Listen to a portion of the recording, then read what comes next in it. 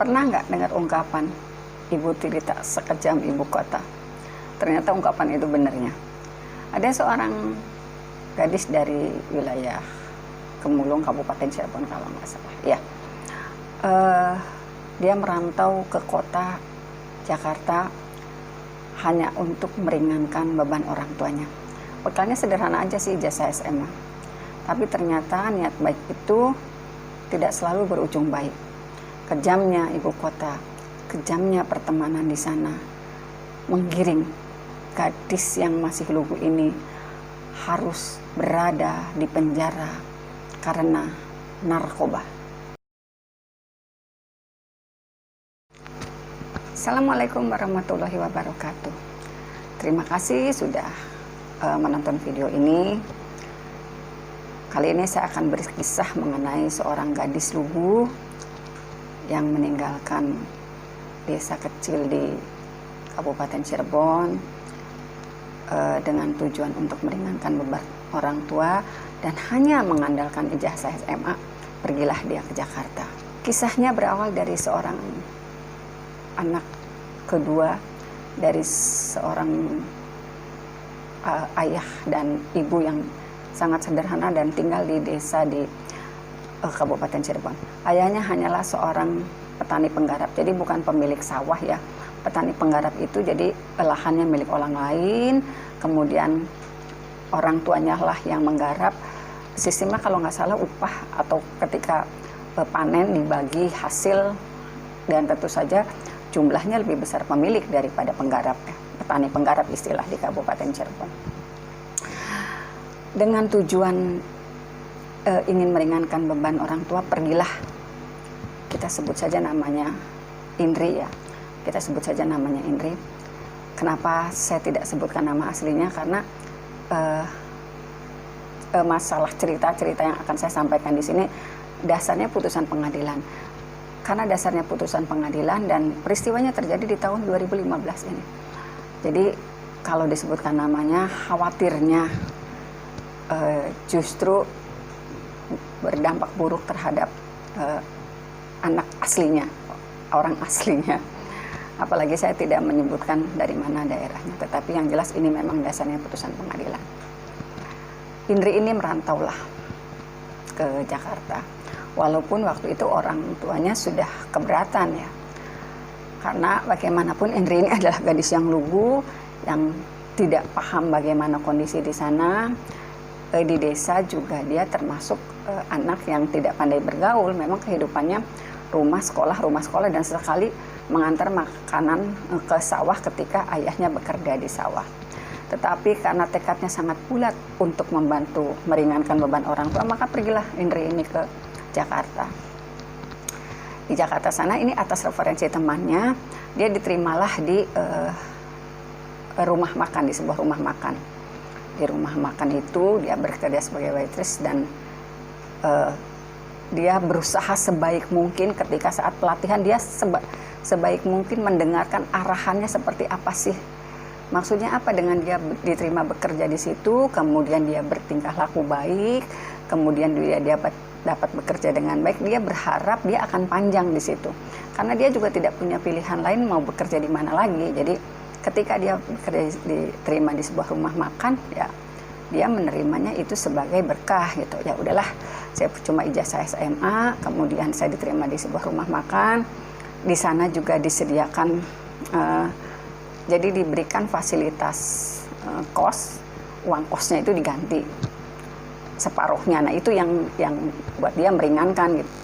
Namanya anak baru ya, anak baru di tempat kerja baru, tentu saja menjadi pusat perhatian teman-teman seniornya. Apalagi Indri ini sangat mematuhi aturan yang diberikan oleh pemilik rumah makan itu, restoran itu. Dia sangat patuh, kemudian apapun yang tugas yang diberikan dia selalu kerjakan, termasuk tugas-tugas yang seharusnya bukan menjadi pekerjaan dia. Dan tentu saja kondisi seperti ini, cara Indri melakukan pekerjaan-pekerjaan yang kadang-kadang bukan pekerjaannya dia kerjakan, akhirnya kan mendapat penilaian dari pemilik rumah makan itu. Dan pada kesempatan tertentu si pemilik rumah makan ini selalu memberikan Indri itu dijadikan contoh bagi teman-temannya yang lain. Jadi kalau ada karyawan lain yang kelihatan ogah-ogahan atau tidak segera membersihkan meja makan gitu, selalu dikatakan, coba lihat tuh Indri, dia sigap, dia ini, dia itu. Jadi kondisi-kondisi seperti itulah yang kadang-kadang gitu, pujian-pujian yang diberikan oleh pemilik rumah makan itu yang kadang-kadang menimbulkan kecemburuan teman-teman yang lainnya, terutama yang mereka yang lebih senior. Nah, di antara teman-teman Indri itu ada seorang yang bernama Nani. Nani itu kelihatan banget ya ketika Indri baru masuk 2 minggu, 3 minggu dia udah sering-sering kali nyindir nih kalau kebetulan di dapur. Anak baru nih, ini gitu. Ada kesan Nani ini agak membuli gitu. Dia seringkali pekerjaan yang harus dikerjakan oleh Nani diserahkanlah ke Indri. Dan kelihatannya ya Indri sih tidak berpikir ini ya, karena Nani lebih senior, dia juga tidak pernah berpikir dia sedang dibully. Dia juga kayaknya nggak ngerti kenapa sih istilah bully-bully seperti itu. Dia kerjakan aja apapun yang diperintahkan oleh Nani. Tetapi kan lama-lama si pemilik restoran ini paham Nani seringkali melimpahkan pekerjaannya kepada Indri.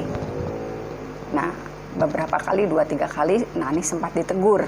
Bahkan si pemilik rumah makan ini menyatakan, kalau kamu terus aja menyerahkan pekerjaan kamu ke orang lain, nanti kamu yang saya keluarin. Jadi ada ancaman seperti itu dari pemilik.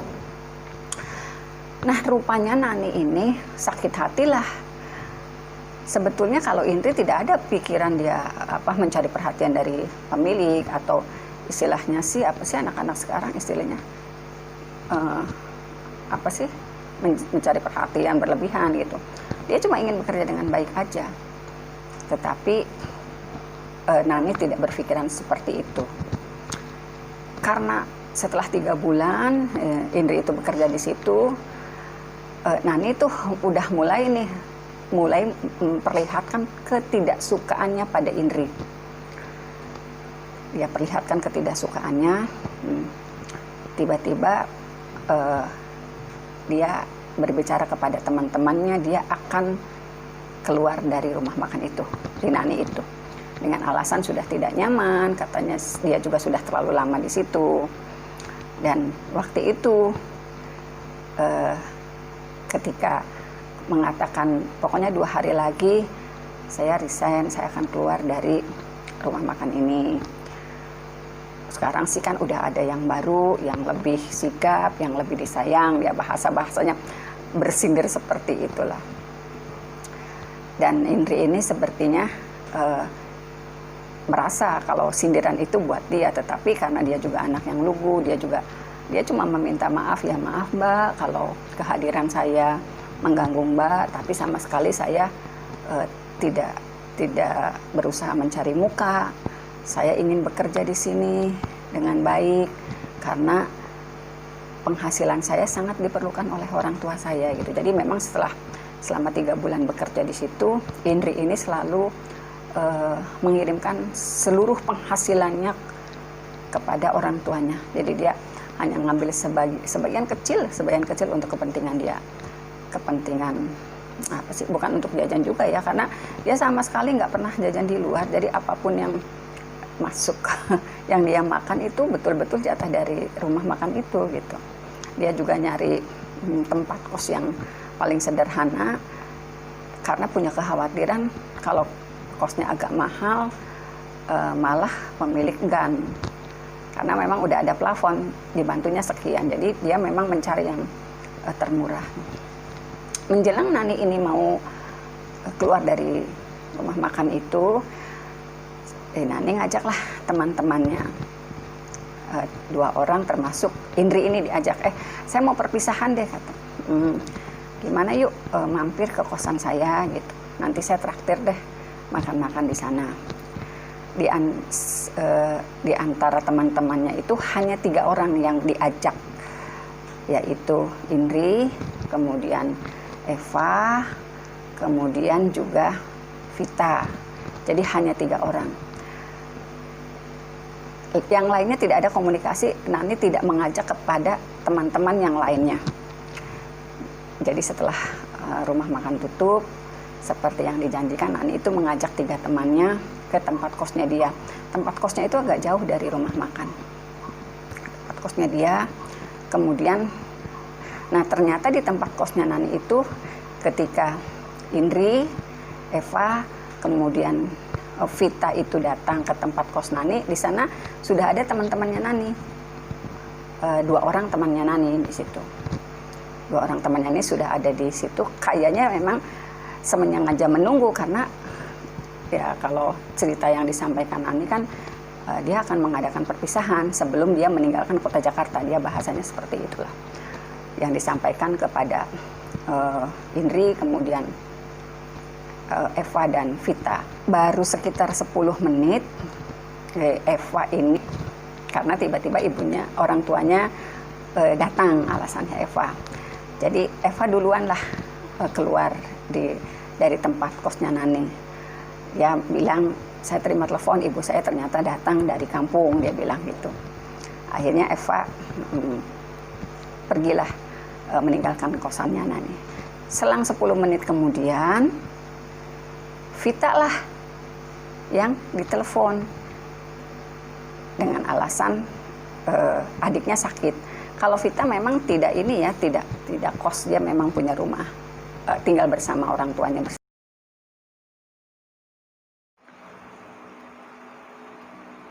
Setelah Vita dan Eva pergi, Nani yang tadi menyatakan mengajak ke Indri merokok, mengeluarkanlah sesuatu barang. Barang yang dimaksud yaitu dia keluarkan dari laci di kamarnya. Bentuknya seperti botol yang ada sedotannya. Kalau pelaku narkoba ngomongnya itu bong ya. Cuman kan waktu itu Indri nggak ngerti itu namanya apa. Udah deh kita ngerokok deh. Gitu. Kita ngerokok barang-barang sini saya ajarin gitu. Dikeluarkanlah bong itu. Nah sementara temannya Nani mengeluarkan bungkus kecil yang berisi serbuk. Waktu itu Indri mengira apa sih itu, kayak bungkusan garam, dia bilang gitu. Enggak, katanya nih, kalau anak Jakarta, kalau udah tinggal di Jakarta harusnya kenal begini. Padahal enggak begitu juga kali ya, ngapain tinggal di Jakarta mesti kenal sabu, kan enggak. Jadi enggak tahu kenapa si Indri setelah dibujuk, akhirnya karena ada ungkapan aneh seperti itu, dia mengikuti teman-teman Nani memakai sabu. Ini caranya begini. Akhirnya mereka berempat menghisap sabu. Nah tengah malam, kedua temanan itu pamit setelah selesai nyabu bareng itu. Keduanya pamit, dan Nani yang berbaik hati mengantarkan Indri ke tempat kosan, karena memang si Indri juga udah nggak mana, udah oleng ya kayaknya, udah antara sadar dan tidak gitu. Apa karena dia baru make atau gimana ya nggak paham. Pokoknya dia dalam kondisi yang tidak terlalu stabil. Diantarkanlah Indri oleh Nani ke tempat kosnya. Setelah diantarkan, dah kamu istirahat. Ya makasih. Nah, 2 jam kemudian pada saat Indri sedang tertidur, ternyata pintu kosnya ada yang mengetuk. Dan yang mengetuk pintu kamar itu adalah penyidik dari kepolisian.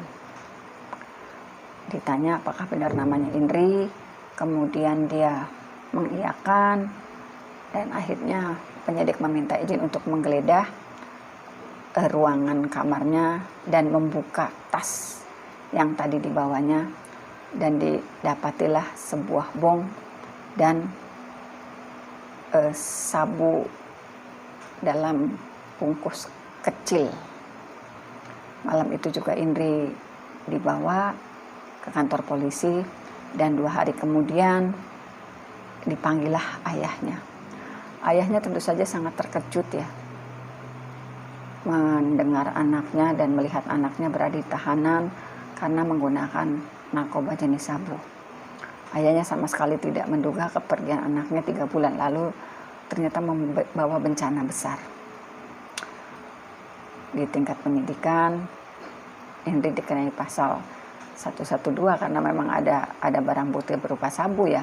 Kemudian ketika diadakan pemeriksaan tes urin dia juga positif narkoba. Jadi kena juga 127 pemakai. Nah, di tingkat kepolisian itulah pada saat berada di kepolisian diketahuilah cerita-cerita yang disampaikan oleh Eva dan Vita. Sayangnya Eva dan Vita tidak pernah mau dijadikan saksi, baik di tingkat penyidikan maupun saat sidang di pengadilan. Ternyata Eva sebelumnya sudah mengetahui kalau Nani ini mau balas dendam ke Indri. Nani ini nggak suka ke Indri karena Indri disayang oleh pemilik rumah makan. Dia pernah ngancam-ngancam suatu saat, lu gua habisin. Tetapi baik Eva maupun Vita nggak pernah nyangka tindakan apa yang akan dilakukan oleh Nani. Jadi nggak tahu kalau tindakannya akan seperti ini. Jadi kelihatannya pada akhirnya mereka merangkai-rangkai, kelihatannya nih Nani memang menjebak Indri dengan cara seperti itu. Tetapi cerita itu hanya menjadi cerita Eva, kemudian Vita dan orang tua Indri. Karena mereka juga ketika bercerita tidak mau dijadikan saksi ya. Pada akhirnya Indri harus menerima nasibnya di tingkat persidangan. Tuntutannya 5 tahun, tetapi putusan majelis hakim 4 tahun. Kemudian ayahnya yang tidak ingin anaknya menghabiskan waktu terlalu lama di penjara melakukan upaya banding.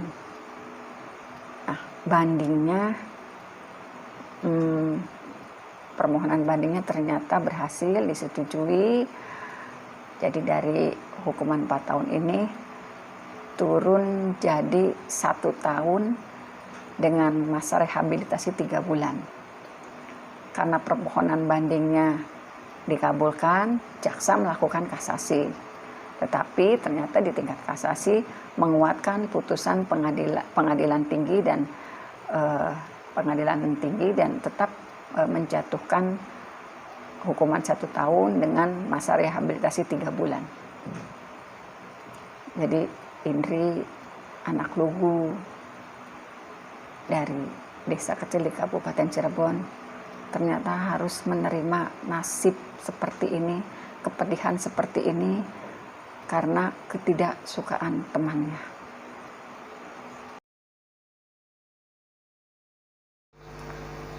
Sampai di sini dulu kisahnya. Karena dasarnya putusan pengadilan, mohon maaf, saya juga tidak bisa menceritakan tanggal berapa putusan pengadilannya, yang jelas terjadinya di akhir 2015.